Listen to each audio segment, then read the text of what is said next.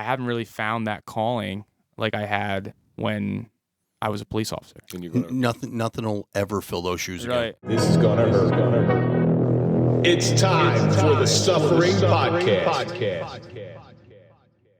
You're that guy. Right. And what started leading you out of this darkness? Was it the decision to retire and move on? So, yeah, the decision to retire had me at my lowest. And my lowest point was I sat on my couch and, like I said, I was like, I'm not going to jail and I'm not going to be the guy on the job to get anybody else injured, and I can't do this job anymore. And it got to the point that I just couldn't handle it anymore. I couldn't handle the shit that was going through my head.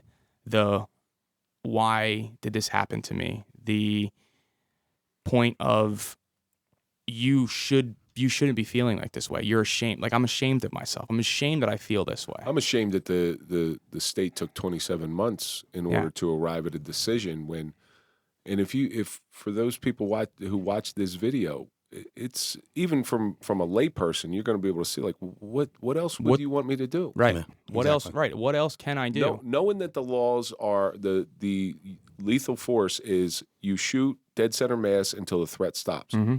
That's what you did. Yeah. And you would think it'd be as black and white as it is. And after sitting on my ass for 2 years, I got to a point that I was at my lowest and I didn't think anything was going to change.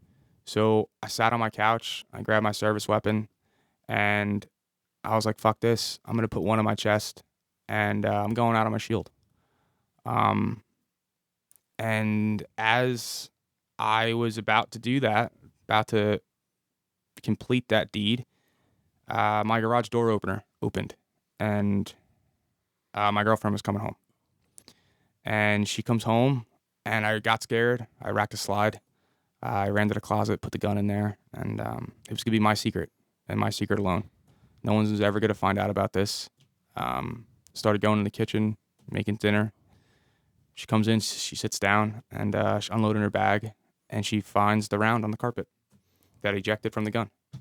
And she looks at it, and she's like, what the fuck is this? And I tried everything. I was like, nah, I was cleaning my gun. Nah, I was doing this. Nah, I was doing that. She knew. She knew exactly what I was going to do. And she was like, this is it. We're not playing this game anymore. You need to grasp the fact that you're not okay. You need to get help, and I'm going to help you no matter what. She put me on a plane to Arizona, and I spent 30 days in outpatient care in Sierra, Tucson, for PTSD. So that's where I know Irish Angel Amanda Coleman sends a lot of people to Sierra, Tucson. Yeah. And I think Josh Fidel went to Sierra, Tucson. He did. Did you go through Acadia? I did. You did? Yeah. Billy Mazer? Yeah. Yeah. I went to high school with Billy. Yeah. So that put me on the path to the recovery I needed, just to get me out of the element of where I was, because all I was doing was just sitting at my house. And I was doing something that I know everybody says they should not do, but every cop does it, and I'm sure you guys did too, is I started reading the comments and the keyboard warriors. And you read these things, and you're just like, what else am I supposed to do? What else was I supposed to do? And then you start thinking, well, if these people feel this way, what are the people in the grand jury thinking? 18 to 21 people who've never done this job ever a day in their life. Well, it's a good barometer of what they think, because that's what you're going to get. Right, exactly. So I'm reading these messages, and I start digging myself deeper and deeper into this hole. Well, we talk about it. Once you get into that deep, dark hole, sometimes you get comfortable in that hole. And you almost don't want to get out. You're comfortable there. You're wallowing in your own misery. That's why I didn't want to. You just want to sit there and you relegate yourself to the fact that this is my life now. Mm-hmm. When I had my attempt, I was like, I'm not going. I don't need to go to this. I'll be fine. Like, I'm good. I'll go to my therapy sessions and do what I need to do. And she was like, no, this is not okay. You're going to try this again. And I was like, no, I'm not. And I'm very grateful for her, because I put her through fucking hell. Like, I listened to your podcast and the shit that you were doing, you know what I mean? And that's what happens. Like, that speed bump that you were talking about. That ain't half of it. Yeah. Mm-hmm. But you just don't have that filter, that speed bump to say, okay, I should not be saying this. I should not be doing this. It's just immediate. Thought action. Thought action. You're right there. I remember I got into an argument with her because so where my sink is to where our dishwasher is about 4 inches, right? She was washing something and didn't put it in the dishwasher. I got so mad. I went to the garage and I grabbed like a ruler and I was like, "Do you see this? This is 4 fucking inches. This is 4 inches. Your lazy ass can't take this and put it in here. This is 4 fucking inches." And I think back on that now and I was like, "Dude, you're a douche." I used to throw remotes. Right. I must have broken 10 remotes. Throwing it at her. Mm-hmm. And listen, I've never laid a hand on my wife. Right. I've never laid a hand on a woman. Why I would think... You got 2 kids. Why would I think... So you had to put a hand on a woman at one point or another. No, that's artificial insemination. We don't do that stuff. I'm a Christian. Yeah. Why I would throw a remote at her, number one, I got to buy a new remote, which really sucks, because then I got to program it. That's the pain in the ass. It sucks even more. But seriously, this is a woman who has no idea, and it's probably the same with your girlfriend, has no idea really what's going on in your head. No, because we don't talk about it. They're just trying to navigate these unfamiliar waters. Walking on glass. They're walking on glass and eggshells the entire time. And whatever time they would ask you, be like, "Hey, is everything okay?" "Yeah, I'm fucking fine." Yeah. All right? And that's the answer. Like, I'd be sleeping or attempting to sleep because I didn't sleep for 2 fucking years. I'd get up in the middle of the night, 4 o'clock in the morning. I go in the garage and I change oil on my car. You know how many times I changed oil on a car that wasn't even driving? I was just something just to do something. Well, you know, I mean, you think about their perspective. They're now dealing with someone that they didn't start dating. Yes. Yes. Right? Because you're a totally different person. 100% different. You know, they started dating you as, you know, Mike, the corrections officer or the cop or whatever you are at that point. Now they're dealing with Mike. The mess. Mm-hmm. The mess. Yeah. The mess. So it's a totally different person that they're dating. Yeah. My wife says something, and it bothers me. Mike knows my wife. She's a very sweet woman. She said something that bothers me, and she'll say it every once in a while, and she'll always tear up when she says it. Mm-hmm. She goes, "I didn't know whether," because I was sleeping downstairs at the time. Yeah.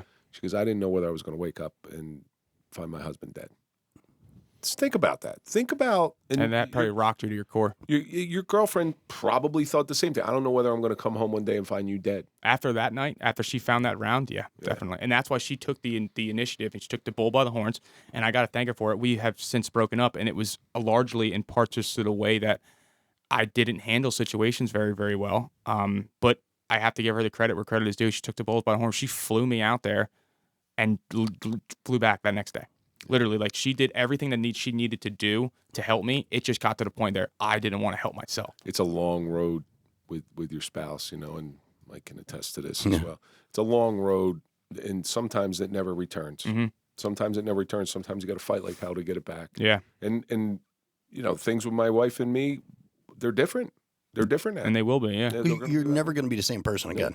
Never. It's crazy how quick you can change as a person from an incident. Yeah. And like I said, 10 years removed, and my anniversary's coming up. And Mike and I, like, Mike's anniversary is September 14th. Mine's July 10th. Mm-hmm. And I know. Oh, like, how do you do with, like, horrible. Yeah? Horrible. I generally go down the shore. I get away from everything, go down the shore, whether it's by myself or go down with someone. I just go down and But July, you got to deal with the fireworks. Yeah, well, it's that's another. That's a whole other thing. That's another issue. It gets to me, too. I have to watch the fireworks. Like, if I'm standing with my back to the fireworks and they start going... Oh, so you got to see... You can hear the pop. You got to see what it is. My daughter was running track. I had to stare at the starter. With the gun? To see the gun going off. So now, with our anniversaries, he'll send me a text on my anniversaries like, "Hey, bro, you good? Thinking about it." And listen, it's very gay. Okay? Mark, our good friend, he's going to agree with me. It's very emasculating.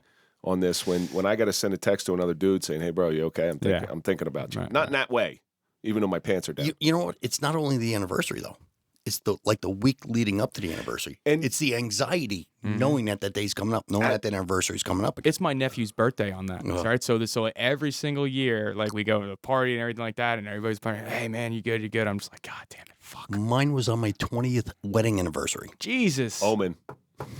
Right. So I don't know. 20th wedding anniversary. I don't know if it's like this with you. It's as time moves on, I start anticipating that shitty time around July 10th, and the anxiety, the amount of time I spend on that anxiety seems to grow. Like, I'm starting to feel it now. Yeah, definitely. And as we're recording this, it's May 24th, And I start feeling it now, 2 months, a month and a half ahead. Yeah, and it just gets probably progressively worse. I have to learn how to break that. Like, that's what I'm noticing in the past year or two. I don't know if that happens with you, Mike. Well, my shooting happened at 2:27 in the morning. For the first couple of years, at 2:27 in the morning, I was up at the scene because I felt like, like I had to be there. It was just this weird feeling. This was after you retired? It was the following year. I was still on workers' comp. Okay, yeah, right. But I did it for about 3 years after that too. Wow. So, yeah. I had to be at the scene at 2:27 in the morning. That's tough. Oh yeah, it's tough. Well, one time I was coming home, and it was right on an overpass on one of our main roads. Right. One time I was coming home, and it was late at night, and they had a motor vehicle stop right at my shooting scene. I had to pull over. And I probably sat there for half hour. Scared the shit out of you. Half hour just going like, what the fuck? So is it ever going to end? Yeah. You know? It's tough. You go through retirement. You retire, you're good. But now you're a young man. I don't even know. I'm 31. You're 31. Wow, you're really young. When are we going to get people over 57 in here? Because they're all dead.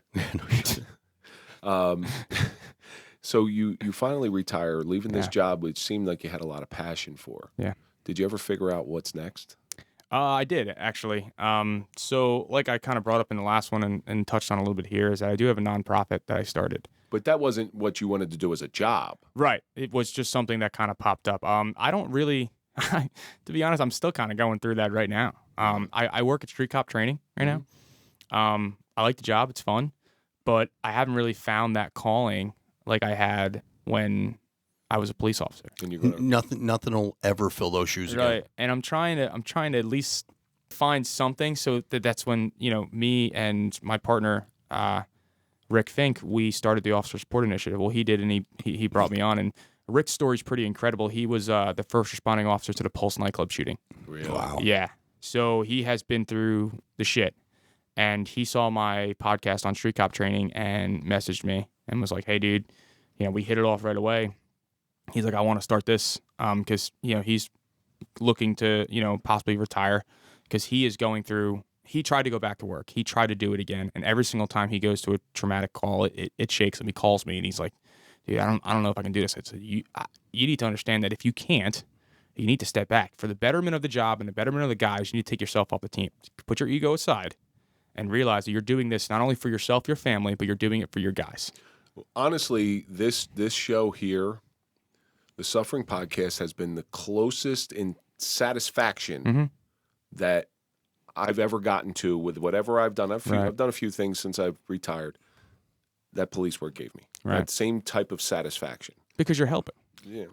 But in the same respect, how are the rides home from here at night? Sometimes they're a little rough. Yeah, sometimes I know it's going to be rough for me tonight because it's just bringing back the flood of memories. Yeah, my ride home is going to be like, fuck me. Yeah. So, but each time I go out and talk about it, each time, or we're in here talking about it, it's easier to digest. Right. It's much easier to digest because you might say something that nobody's ever said to me before, and I might say, you know what, that's and I'll think about it. I'll ruminate on it for quite a while. But hopefully, with Officer Support Initiative, you find that same feeling of purpose because it's all about purpose. And that's exactly what we're doing.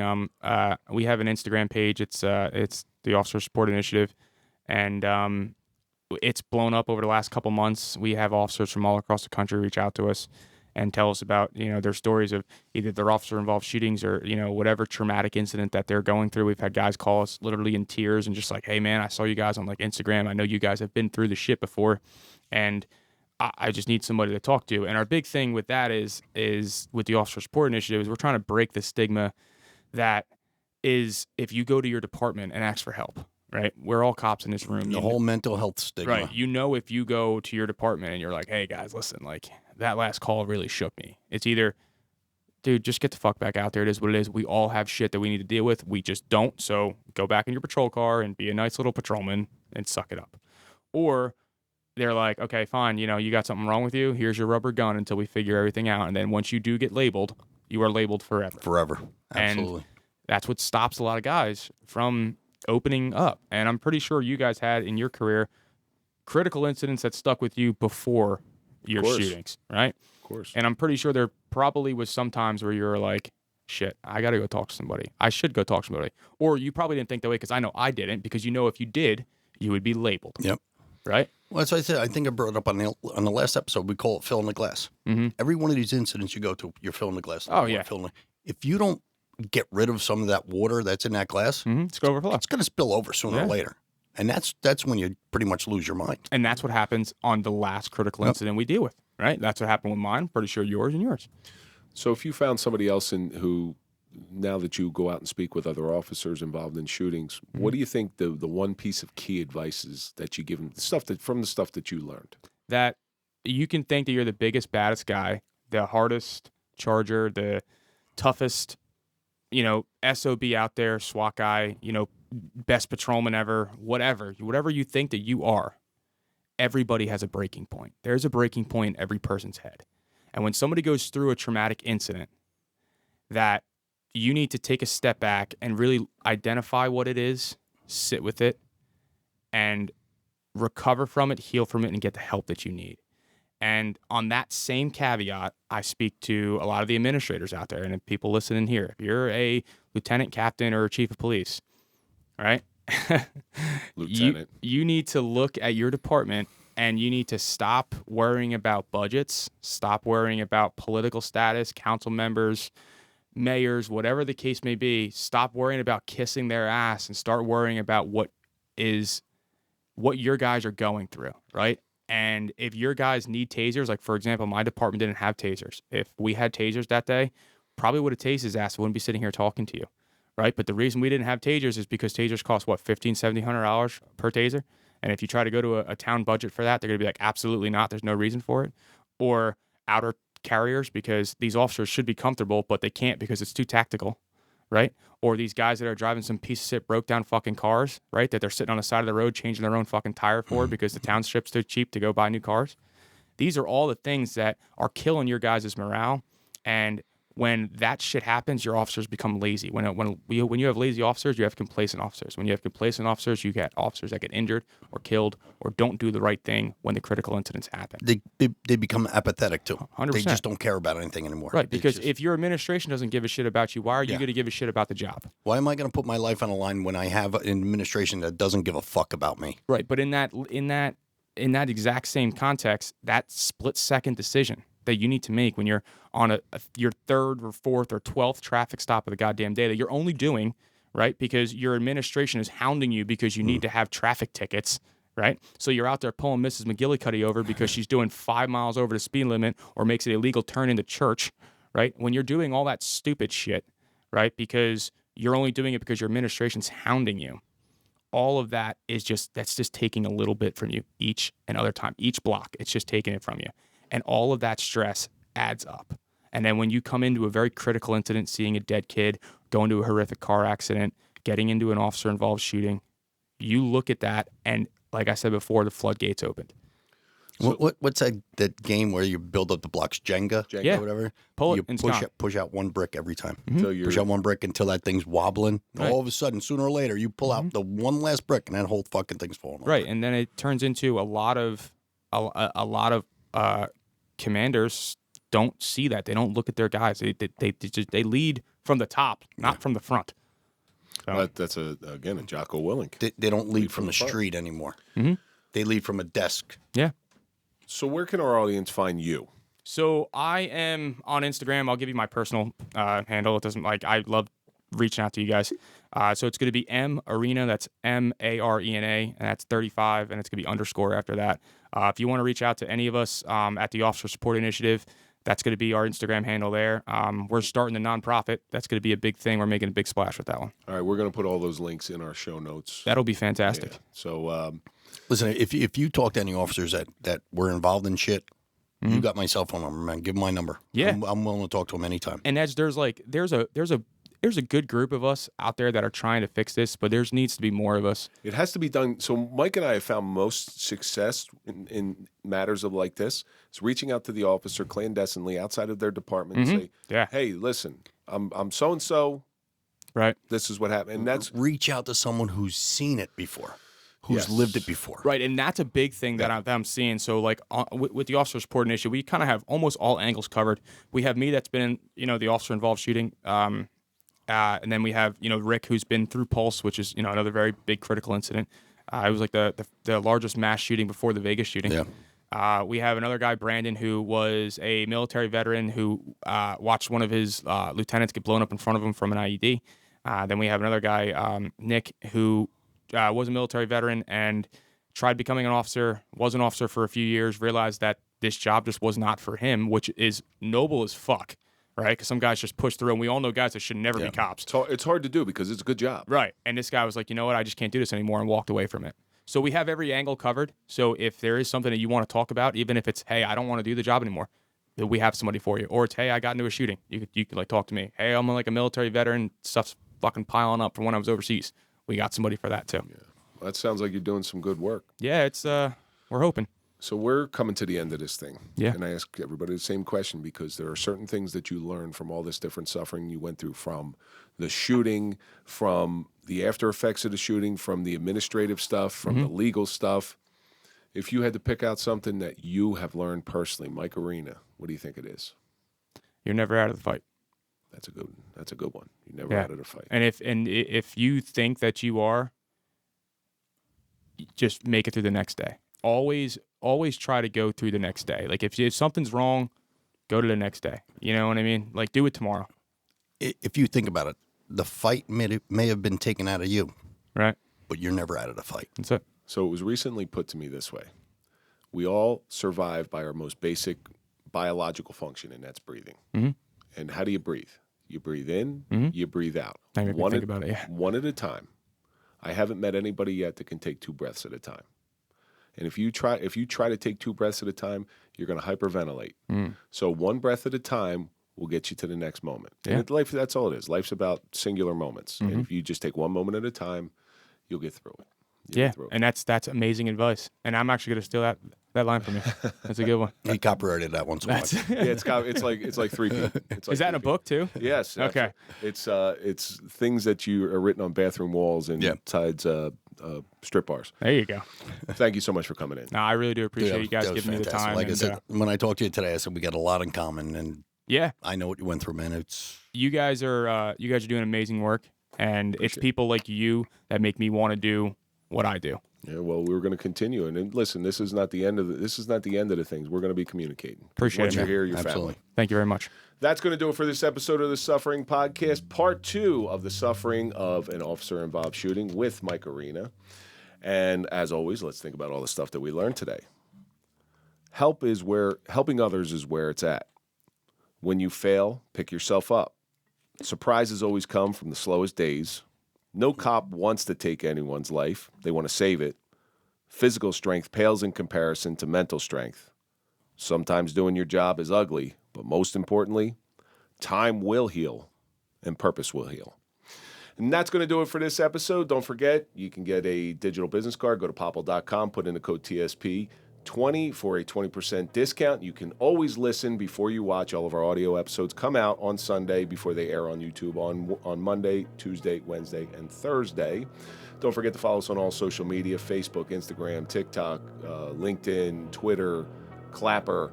You can follow Mike at Mike_Failace. You can follow me at Real Kevin Donaldson. And, of course, follow the Suffering Podcast. And we will see you on the next episode.